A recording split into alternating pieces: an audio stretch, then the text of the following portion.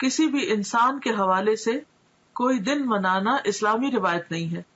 مثلا birth day منانا یا برسی منانا یا انہی خاص دنوں پر کوئی صدقہ خیرات کرنا، یہ سب چیزیں بعد کی پیداوار ہیں.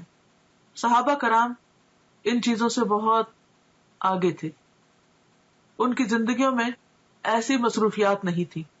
اسی وجہ سے انہوں نے بڑے بڑے کام کیے، دین کی بڑی خدمت کی. آج ہم میں سے اکثر لوگ وقت کی کمی کا شکایت کرتے ہیں کہ وقت نہیں ہے، تو اس کی بھی اصل وجہ کیا ہے؟ اس کی بنیادی وجہ ہمارا غیر ضروری، غیر متعلق چیزوں میں اپنا وقت لگانا ہے یا اپنا مال لگانا ہے. جہاں صدقہ کی ضرورت ہوتی ہے وہاں ہم صدقہ نہیں کرتے، بھوکے کو کھانا نہیں کھلاتے، یتیم کی پرورش سے جی چراتے ہیں.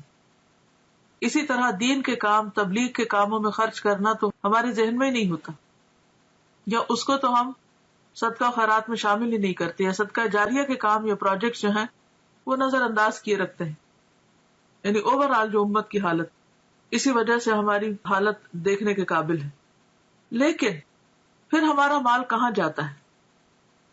یا تو وہ شادی کی بڑی بڑی تقریبات میں صرف ہو جاتا ہے، یا پھر وہ وفات کے موقع سے متعلق بہت سے جو رسم و رواج ہم لوگوں نے عام کر رکھے ہیں ان میں خرچ ہو جاتا ہے، یا پھر اسی قسم کی نظر اور منت ہے جس کا اسلام میں کوئی بھی تصور نہیں، کوئی اس کی اوریجن نہیں، ان میں خرچ ہو جاتے ہیں. یہ قول ہے کہ البدعۃ تمیت السنہ، بدعت جو ہے وہ سنت کو ختم کر دیتی ہے، سنت کی موت ہے. یعنی کوئی بھی سنت رواج نہیں پا سکتی اگر کہیں پر بدعت چھائی ہوئی ہو.